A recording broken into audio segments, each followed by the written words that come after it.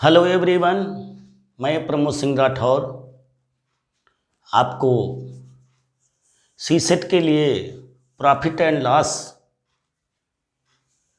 का अध्ययन करवा रहा हूँ।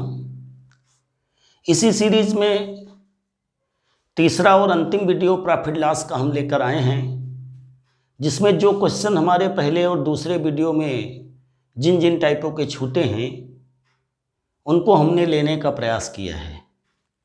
इसके बाद भी यदि कोई क्वेश्चन आपको लगता है कि प्रॉब्लम होती है तो आप उसे हम कमेंट बॉक्स में दे करके हम उसको निश्चित रूप से आगे किसी वीडियो को बना करके आपको ज़रूर समझाएंगे।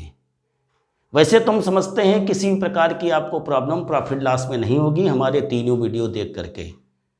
2 वीडियो आप हमें देख ही रहे होंगे। टॉपिक हमारा वही प्रॉफिट एंड लॉस। आप लोग बहुत मन से हमारे वीडियो को देख करके पढ़ रहे हैं, हमें बहुत खुशी होती है, हमें बहुत प्रोत्साहन मिलता है। इसी तरह से आप लोग अपनी तैयारी करते रहिए और निश्चित सफलता पाइए। पहला क्वेश्चन हमने लिया है, एक फल विक्रेता 15 रुपए के 6 की दर से केले खरीद कर, अगला टाइप है हमारा, 12 रुपए के 4 की दर से बेचता है, प्रतिशत लाभ या हानि ज्ञात कीजिए। प्रश्न आप लोग समझ गए होंगे, आपके सामने व्हाइट बोर्ड पे है। फल विक्रेता पहले किसी रेट में सामान को खरीदता है और अन्य रेट में बेच देता है। ऐसे प्रश्न भी आपके यूपीएससी में पूछे जाते हैं, अन्य कंपटीशनों में भी बहुत पूछे जाते हैं। जितने भी कंपटीशन आपके, चाहे बैंक पीओ हो, चाहे एसएससी हो, सुवान, 15 रुपए के 6 की दर से केले खरीदता है।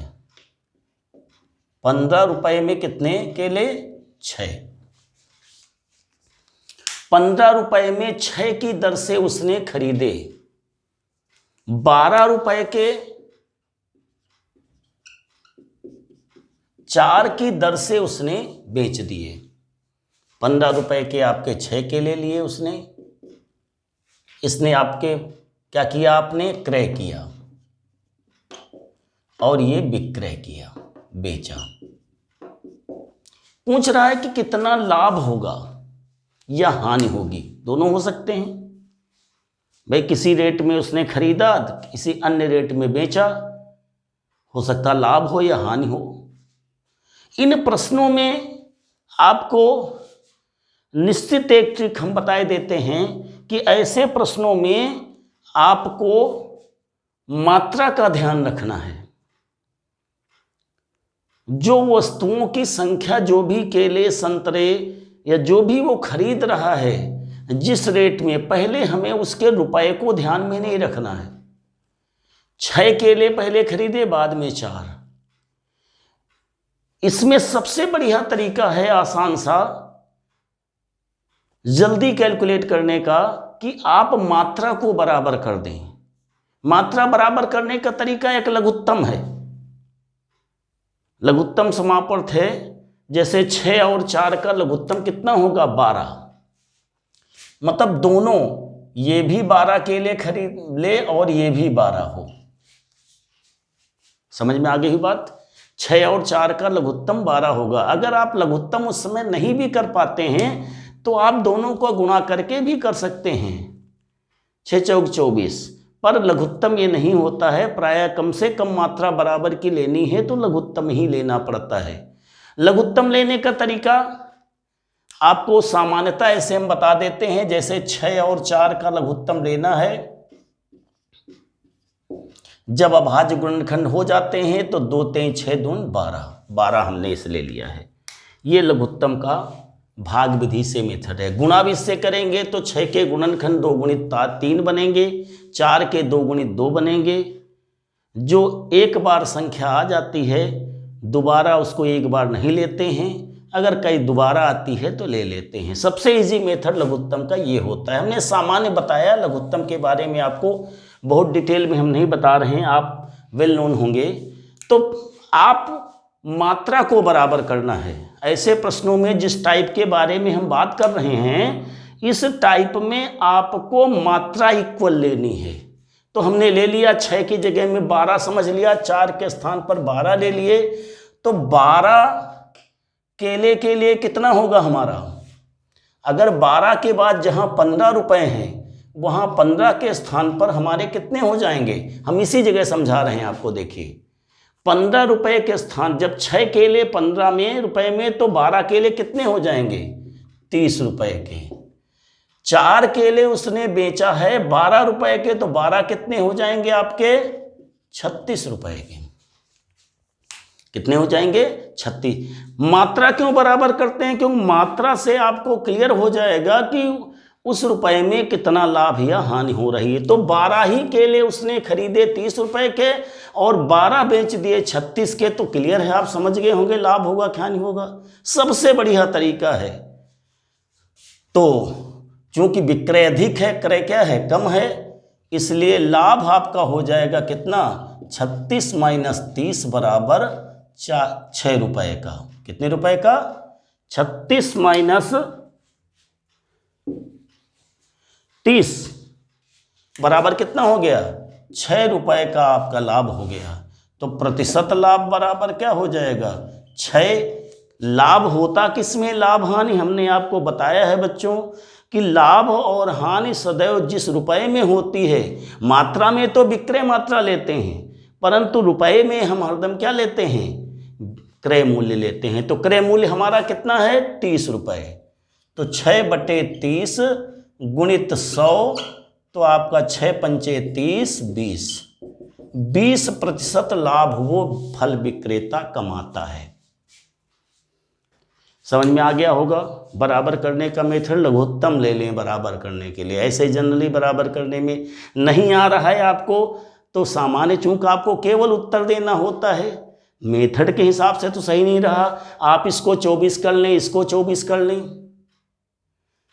6 चौक 24 गुना कर लिया ना आपने, तो 24 में 4 गुना हुआ तो ये 15 चौको 60 हुआ, ये 6 गुना हुआ 72 हुआ, 72 में 60 गए 12 हुए, और फिर 12/60 गुणित 100 करोगे आएगा 20%। मगर रियल मेथड जो मैथमेटिक कहती है वो बराबर मात्रा करने के लिए हम क्या लेते हैं? छोटी सी छोटी बराबर मात्रा प्रारंभ की जो निकालना हो तो लघुत्तम लेते हैं। आपको क्लियर समझ में आओगा। अगर कहीं भी मात्रा में रुपए में, आपको रुपए को बराबर नहीं करना है, इस बात का विशेष ध्यान रखना है आपको। हमें रुपए अपने आप निकलेंगे, वो क्रय और विक्रय के, मात्रा को बराबर करना है। क्यों मात्रा बराबर करते हैं? क्योंकि हम ये मान लेते हैं कि जितनी मात्रा में खरीदेंगे उतना ही तो बेचेंगे, इसलिए जितना क्रय करेंगे उतना ही विक्रय करेंगे। तो बराबर मात्रा में ही लाभ और हानि होती है, बराबर रुपए में लाभ हानि नहीं होती है। मात्रा में बराबर मात्रा खरीदने में, बराबर मात्रा बेचने में ही ये यूनिवर्सल ट्रुथ है, लाभ और हानि होती है। अब इसी प्रश्न को हमने बताया, पहला प्रश्न हमने जैसे लिया था उसी तरह से हमने एक प्रश्न और ले लिया है आप लोगों की सुविधा के लिए, जिससे आपको क्लियर हो जाए। आप भी प्रयास करिए हमारे साथ साथ कि हमने बताया आपको कि आप मात्रा को बराबर करते हैं। क्या करते हैं? तो यहां पर जैसे कि हम एक लड़का 10 रुपए के 11 संतरे, 10 रुपए 11 संतरे,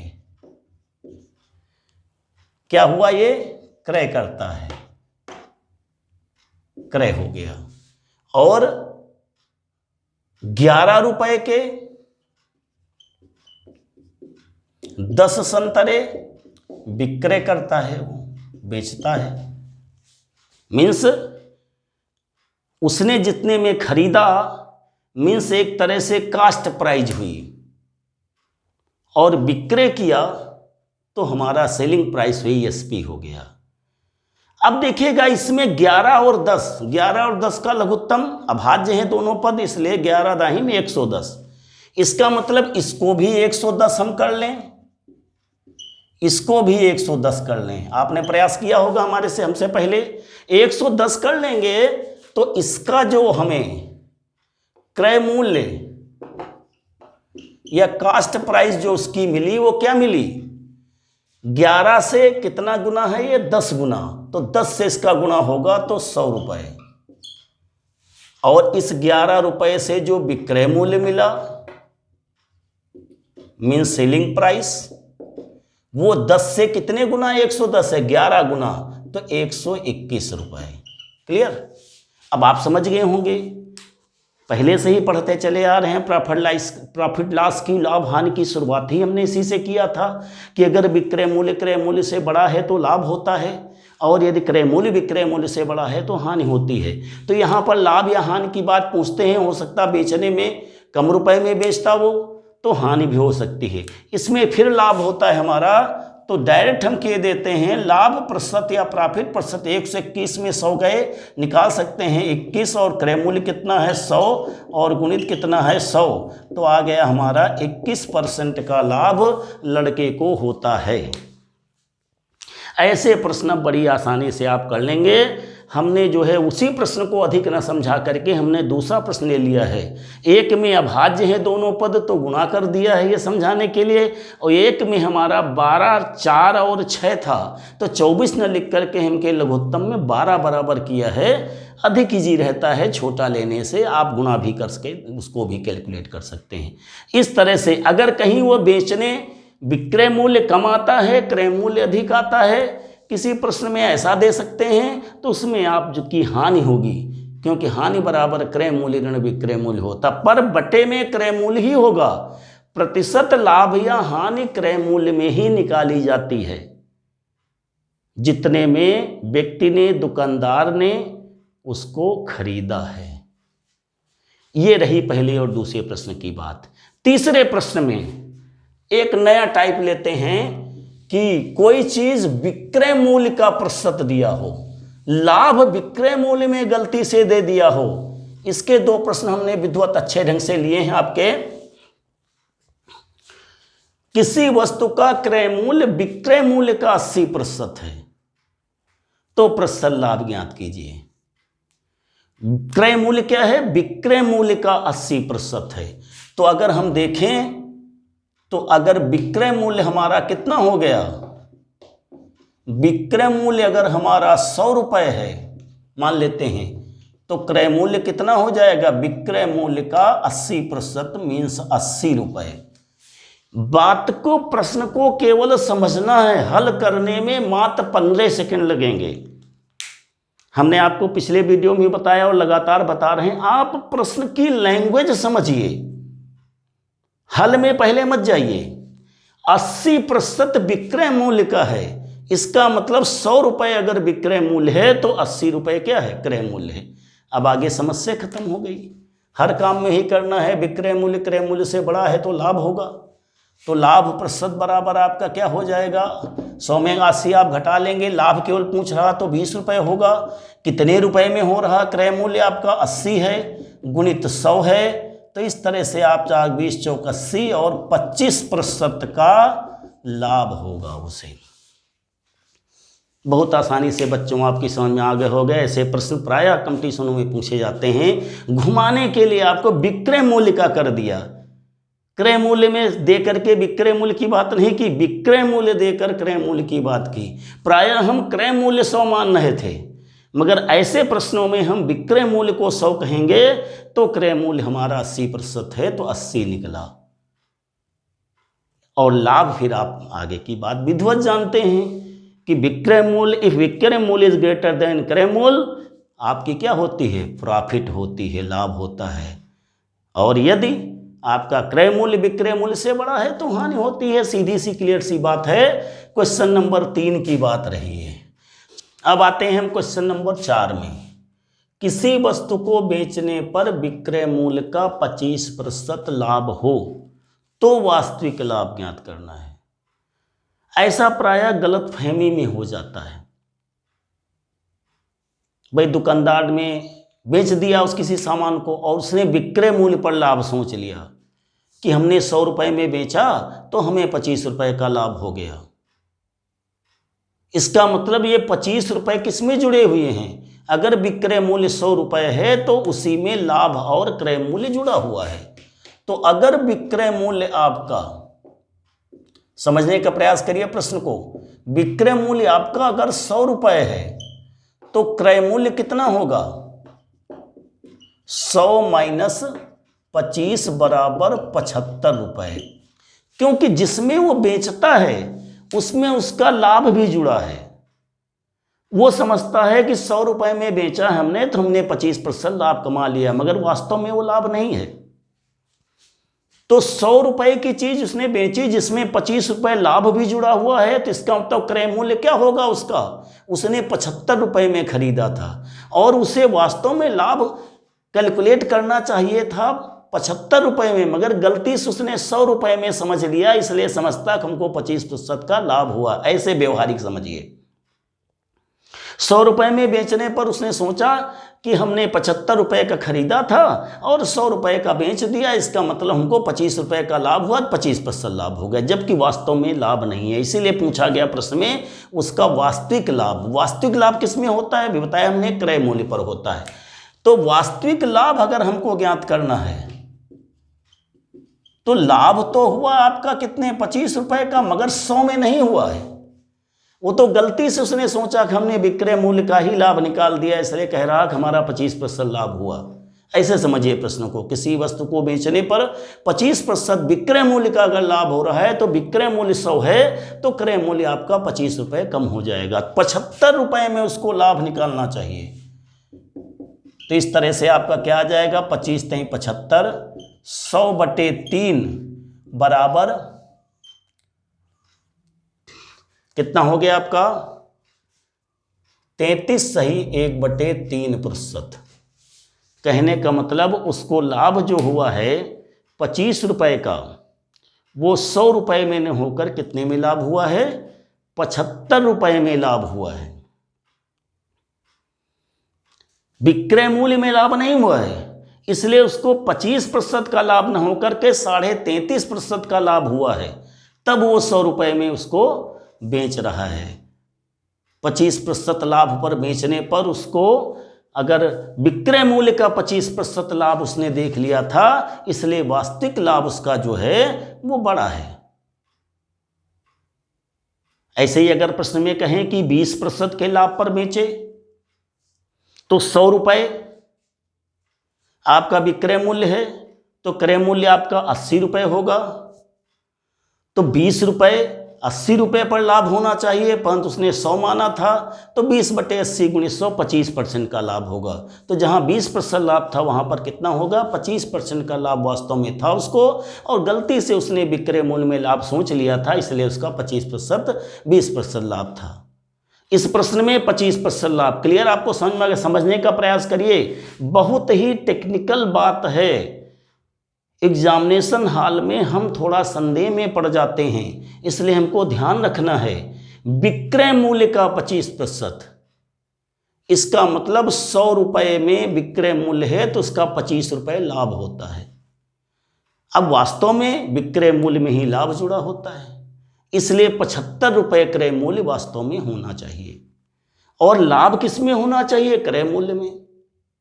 इसलिए लाभ उसका है 33 सही 1/3%, मगर वो समझ रहा है 25% का लाभ है। बात क्लियर आपको? हमने दूसरा प्रश्न में अगर 20% की बात कहे तो 20 आपका 20/80 × 100 बन जाएगा, 25% वास्तव में लाभ होगा। अब आगे बढ़ते हैं क्वेश्चन नंबर 5 में। एक वस्तु के क्रय मूल्य तथा विक्रय मूल्य का अनुपात दिया हुआ है। अभी हम क्रय मूल्य विक्रय मूल्य में ही लगातार चल रहे हैं। 2 क्वेश्चन हमारे हो गए। अभी तक हम प्रायः क्रय मूल्य और विक्रय मूल्य की अलग अलग बात करते थे। अब मिली जुली क्रय मूल्य और विक्रय मूल्य की हम बात कर रहे हैं, जिसमें विक्रय मूल्य हमारा बेस बन रहा है।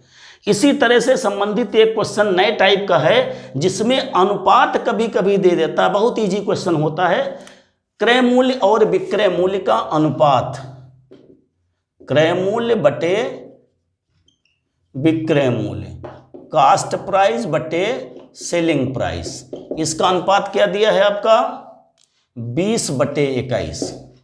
अब आपको इसको हल करने में बहुत आगे जाने की जरूरत नहीं है, साफ साफ जाहिर है कि क्रय मूल्य अगर 20 है तो विक्रय मूल्य कितना है 21। विक्रय मूल्य बड़ा है तो लाभ प्रतिशत बराबर हो जाएगा 21 माइनस 20 बटे क्रय मूल्य 20 गुणित 100। कितना हो जाएगा 1 बटे 20 गुणित 100, 20 पंचे 100, 5% लाभ। बहुत ईजी। क्या इसमें ध्यान रखना है कि 20 अगर क्रय मूल्य है तो विक्रय 21 है, इसका तो 1 का डिफरेंस है लाभ का, कितने में 20 में, चाहे ऐसे समझ लीजिए। हमने तो पूरा कैलकुलेट कर दिया आपका। 21 विक्रय मूल्य है तो 20 क्रय मूल्य है। लंबी विधि से हल करेंगे तो 21 20 x मानेंगे, 20x 21x, तब कैलकुलेट करेंगे। सीधे सीधे आप कर सकते हैं 21 में 20 का डिफरेंस है 1 का, तो 1 बटे 20 गुणित 100, 5% आपका लाभ होगा। ये रहा क्वेश्चन नंबर 5। इसमें और अधिक हमें समझाने की जरूरत नहीं है। अनुपात में जो बड़ा होगा, अगर क्रय मूल्य का अनुपात बड़ा होगा तो हानि होगी, और अगर विक्रय मूल्य का अनुपात बड़ा होगा तो लाभ होगा। अनुपात में बस इतना ध्यान रखना है कि अंश और हर में किसका अनुपात, ये भी ध्यान रखना है कि किस क्रम में दिया है। पहले क्रय मूल्य है, बाद में विक्रय मूल्य है, उसी अनुपात, उसी सीरीज में, उसी अनुक्रम में अनुपात होगा। पहले विक्रय मूल्य दिया होता प्रश्न में क्रय मूल्य, तो जो अनुपात है पहले वाला विक्रय होता, दूसरा वाला क्रय होता। पहले वाला विक्रय होता, दूसरा क्रय, तो हानि होती। कितने की हानि होती उसमें? इसी प्रश्न में अगर हम कह दें प्रश्न को कि ऊपर प्रश्न में दे देता कि विक्रय मूल्य और क्रय मूल्य का अनुपात 20/21 है, क्या करते आप? विक्रय 20 है, क्रय 21 है, क्रय अधिक है 1, फिर 1/20 नहीं होगा, मगर क्रय मूल्य कितना है 21 है। डिफरेंस तो एक ही का हुआ, परंतु क्रय मूल्य बड़ा है विक्रय मूल्य से, इसलिए हानि होगी। लाभ जहां है वहां क्या हो जाएगी? हानि प्रतिशत हो जाएगी। परंतु ये 20 न हो करके, चूंकि विक्रय मूल्य 20 है, क्रय मूल्य हमारा 21 है, तो फिर 1/21 गुणित 100 करके आएगा आपका, मीन्स 100/21% आपकी हानि होगी। क्या ध्यान रखना है? किस अनुपात में दिया है, तो अनुपात में कौन अंश में है, कौन हर में है, कहने का मतलब कौन पहले है, कौन बाद में है, उस हिसाब से क्रय और विक्रय होगा। अगर विक्रय बड़ा है क्रय से तो लाभ होगा, और अगर क्रय बड़ा है विक्रय से तो हानि होगी। पर लाभ प्रतिशत हो या लाभ हानि प्रतिशत हो, बटे में क्रय मूल्य ही होगा, क्योंकि लाभ प्रतिशत और लाभ हानि प्रतिशत सदैव क्रय मूल्य पर ही ज्ञात की जाती है। इस बात को ध्यान रखना है। किसी प्रश्न में फटाक से आप 20 से भाग कर दें, क्रय मूल्य बदल गया तो क्रय मूल्य के हिसाब से आपकी हानि होगी। रही इस प्रश्न की बात क्वेश्चन नंबर 5 की। अब आते हैं 6 नंबर में। इस टाइप के जब कोई भाग की बात करता है प्रश्न, क्या बात करता है? भाग। एक व्यक्ति एक वस्तु का 3/4 भाग 24% लाभ में बेचता है, फिर कह दे अगला भाग कोई कह दे, फिर अगला कह दे, ऐसा भी कह सकता है। शेष भाग कह दिया 12% लाभ पर, तो पूरा भाग आपको मालूम है इस दुनिया में पूरा भाग एक होता है, उसी के चाहे जितने भाग हम करते चले जाएं, मगर सबको अगर जोड़ेंगे तो चाहे जितने लोगों में डिस्ट्रीब्यूशन भाग का हो, आपका पूरे जोड़ने पर एक ही प्राप्त होगा। इसका मतलब शेष भाग के लिए सदैव 1 में घटेगा। शेष परसेंटेज की बात करेगा तो 100 में घटेगा, भाग की बात करेगा तो 1 में घटेगा। तो जितने भाग में, इसमें बहुत ईजी होता है हमारा परिणामी प्रतिशत लाभ ज्ञात करने के लिए। जितने भाग दिए हैं, परिणामी लाभ प्रतिशत यहाँ पर है, या हानि भी हो सकती है, जैसा प्रश्न की कंडीशन के हिसाब होगा। हानि में हम माइनस करेंगे और लाभ में हम प्लस करते चले जाएंगे। बस इतना ध्यान रखना है। सब में हमने बताया है छूट और हानि के लिए हम माइनस करते हैं। 3/4 भाग 24%, शेष भाग हमारा 1 में 3/4 घटेगा, कितना आएगा? 1/4। सबको घटाना मालूम होगा। 1 ऋण 3/4 बराबर कितना होता है? 1/4। तो 1/4 भाग में लाभ ही हो रहा है, इसलिए 12। कितना आ जाएगा? 18 + 3 बराबर कितना आया? 21%। कितना आ गया हमारा 21%। ये तो हमने भाग के बारे में आपको समझाया है, घटा करके भिन्न का घटाना। तो जितने भाग हों उतने भागों में लाभ में प्रॉफिट में आप प्लस करते जाइए। और अगर कहीं प्रश्न में ये कह देता शेष भाग में 12% हानि हो रही है, लाभ के स्थान पर हम इसी प्रश्न में और कंडीशन समझा देते हैं। आप देखे होंगे कि प्रश्न नया न लेकर के उसी प्रश्न में आपको शर्त के बारे में जितनी शंकाएं हैं सब निवारण कर देते हैं। प्राय आप देखे होंगे हमारे वीडियो में हम नए नए प्रश्न लेकर के उसी अंकों के आधार पर ही हम ध्यान दे करके आपको जितनी स्थितियां बनती उन स्थितियों को का संदेह मिटा देते हैं। 12% लाभ न होकर अगर हानि होगी तो प्लस के स्थान पर क्या होता? माइनस। अब माइनस होता तो 18 - 3 होता तो कितना आता? 15% आता। कभी कभी ऐसा होता है कि लाभ 2-3 स्टेपों में चला जाता है, लाभ और हानि बराबर बराबर निकल आते हैं प्लस और माइनस में, तो ना तो लाभ होता है 0% में, ना तो हानि होती है। तो इस तरह से 3 भाग के प्रश्न अगर दिए हों तो लाभ या हानि जो भी होती है उसके भाग से हम लाभ हानि को गुणा करते हैं, लाभ को प्लस में लेते हैं और हानि को माइनस में लेते हैं, परिणामी लाभ आपका मिल जाएगा। वही चीज प्रतिशत में दी हो तो पहले लाभ और प्रतिशत में निकालते हैं, और हानि है तो प्लस करें माइनस करेंगे, लाभ है तो प्लस करेंगे। अब प्रतिशत लाभ में घटाने का आप क्लियर जानते हैं कि माने 25% पहले लाभ होता, 3/4 की जगह में कहता 75% लाभ, तो होता 3/4 ही ना। अगला कितना बचता शेष? 25%। तो उसमें 100 में घटा करके भाग निकालते हैं कितने प्रतिशत बचा है। प्राय भिन्न के भाग के हिसाब से प्रश्न पूछे जाते हैं आपके सेट में कि 3/4 भाग में इतने प्रतिशत लाभ, शेष भाग में इतने प्रतिशत लाभ या हानि, तो बताइए आपका कितने परिणामी प्रतिशत लाभ या हानि होगी। तो हमने पहले प्रश्न बताया था लाभ का जिसमें 21% निकला था। जब हानि की बात 12% की जगह में हो जाएगी, 3/4 में 24% सेम बना रहेगा, तो उस स्थिति में 18 - 3। तो आप समझ गए होंगे हानि में हम प्लस के स्थान पर क्या कर देते हैं? माइनस कर देते हैं। लाभ है तो प्लस करते चले जाते हैं। क्लियर हो गया? ये भी क्वेश्चन बहुत आसान सा है, आपको बहुत आसान समझ में आया होगा कंडीशन इसकी। इसके बाद एक हमने अंतिम क्वेश्चन लिया है आपके दिमाग को और अच्छा करने के लिए कि आपको इसमें कंडीशन सब पिछले से ही संबंधित हैं, मगर प्रायः ये प्रतियोगी परीक्षाओं में बहुत प्रश्न पूछा जाता है और इसमें आप लोग फंस जाते हैं कैलकुलेट करने में कि कैसे जोड़ें, x + y और y + x आ रहा तो कैसे समीकरण कहीं बन रहा तो क्या बन रहा। देखे कितना बढ़िया ट्रिकी मेथड है आपका। x रुपए में बेचने पर 15% की हानि तथा y रुपए में बेचने पर 15% लाभ हो तो y + x और y - x तथा y + x का अनुपात ज्ञात करना है। अनुपात को छोड़िए अभी, पहले हम x y के मान तो निकालें।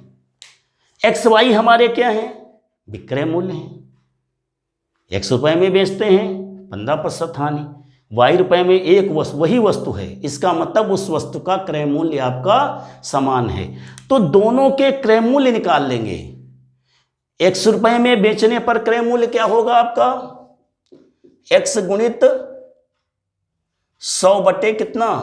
85। और y में चूंकि 15% लाभ हो रहा है तो 100 बटे 115। ये बात आपको क्लियर समझ में आ गई। हमने कहा था कि लाभ पर x% लाभ पर विक्रय मूल्य 100 + x बटे 100 होगा और x% हानि पर विक्रय मूल्य 100 - x बटे 100 होगा। क्रय मूल्य के लिए हमने बताया अंश हर बन जाता है, हर अंश बन जाता है। हमने आपको वीडियो में 10% के लिए बताया था।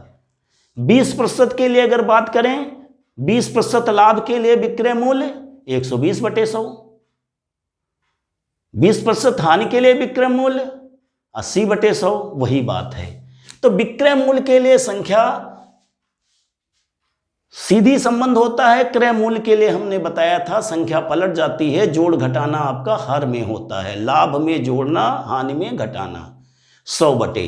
तो ये हानि थी कितने प्रतिशत की? 15% की, तो 100 माइनस 15 किया हमने, 100/85, 100/115।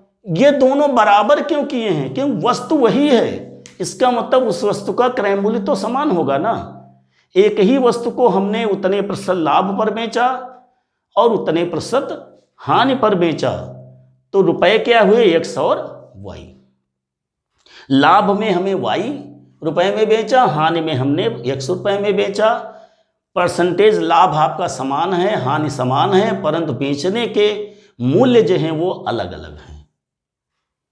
वो बात नहीं रही कि प्रतिशत लाभ और प्रतिशत हानि बराबर हों और विक्रय मूल्य भी अगर समान होते तो फिर हमें करने की जरूरत नहीं थी। फिर तो हमारा ट्रिकी मेथड था कि 15% हानि 15% लाभ हो रहा, विक्रय मूल्य दोनों के समान हैं, तो 15/10 का होल स्क्वायर बताया था आपको, 15/10 का होल स्क्वायर। वो बात नहीं, यहां पर विक्रय मूल्य भिन्न भिन्न हैं।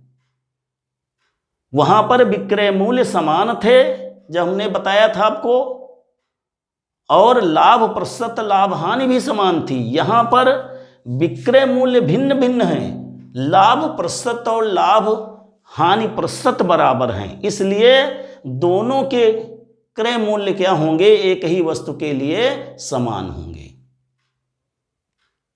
क्योंकि आपका 15% हानि पर विक्रय मूल्य x है, 15% लाभ पर y है, तो पहले के लिए क्रय मूल्य जो होगा वही दूसरे के लिए होगा। बात समझ में आ गई? कैलकुलेट करने से पहले हम आपको प्रश्न की शर्त को विधिवत समझाते हैं, कहीं आप ये मत समझिए कि पहले वाली बात हुई, यहाँ पर विक्रय मूल्य समान नहीं है। वो बात हमने तब बताई थी जब %10 का होल स्क्वायर करते हैं, जब विक्रय मूल्य भी समान हो, लाभ प्रतिशत और हानि प्रतिशत भी समान हो। उसके साथ हमने एक प्रश्न बताया था कि विक्रय मूल्य तो समान थे, परंतु लाभ प्रतिशत और हानि प्रतिशत समान नहीं थे। अब यहाँ पर लास्ट में एक प्रश्न और लेकर आए हैं हम कि लाभ प्रतिशत लाभ हानि प्रतिशत बराबर है, मगर विक्रय मूल्य समान नहीं है। ऐसी स्थिति में क्रय मूल्य दोनों के समान होंगे, क्योंकि एक ही वस्तु है। और इससे कैलकुलेट करें तो 100 और 100 कट जाएंगे, तो आपका x/y बराबर बन जाएगा 85/115। तो काटेंगे इसको तो ये 17 आ जाएगा, ये 23 आ जाएगा, 17/23। अब अनुपात में पहुंच गए, जो अभी अनुपात का इसीलिए हमने प्रश्न लिया था कि आपको बात समझ में आए। अनुपात का प्रश्न हमने लिया था 20:21 x/y।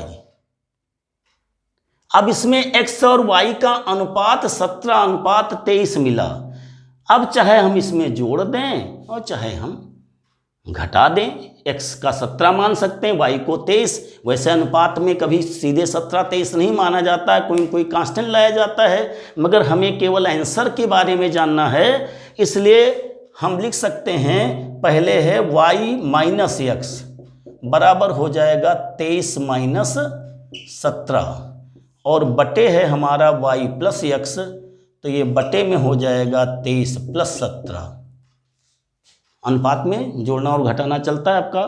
तो इस तरह से हो गया आपका 23 में 17 गए, कितने बचे? 6, और 23 17 हो गए आपके कितने? 40। तो आ गया आपका 3/20। तो अनुपात कितना हो गया? y - x अनुपात y + x बराबर 3:20।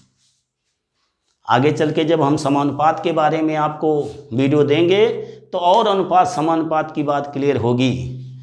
तो बच्चों आप समझ गए होंगे इस पूरी बात को। प्रॉफिट और लॉस हमने 3 ही वीडियो में पूर्णतया कंप्लीट करने का प्रयास किया है। हर तरह के प्रश्नों को लिया है, आपको पूर्णतया समझ में आ गए होंगे। बहुत अधिक वीडियो में हमने आपको संदेह में ना आ पाए, इसलिए बहुत अधिक बढ़ाया नहीं है चीज़ों को। एक प्रश्न की शर्त में जितने प्रश्न बनते हैं उन प्रश्नों को हमने विशेष समझाया है। हर प्रकार के ट्रिकी जहाँ पर आए हैं 60 से 60 मेथड को समझाया है। हम समझते हैं आपको निश्चित रूप से बहुत अच्छे ढंग से समझ में आएगा। आप अगर लाभ हानि की ABCD भी नहीं जानते रहे होंगे तो आपकी समझ में बात आ रही होगी और बहुत अच्छे ढंग से समझ में आ रहा होगा है निश्चित रूप से। और आप इसी तरह से हमारे वीडियो को लाइक शेयर सब्सक्राइब करते रहिएगा और बढ़िया ढंग से देखते रहिएगा, जिससे आपको जिस प्रतियोगिता के लिए आप तैयारी कर रहे हैं उसमें आपको सफलता मिले। और सीसेट के लिए स्पेशल तो हम बना ही रहे हैं। थैंक यू, धन्यवाद।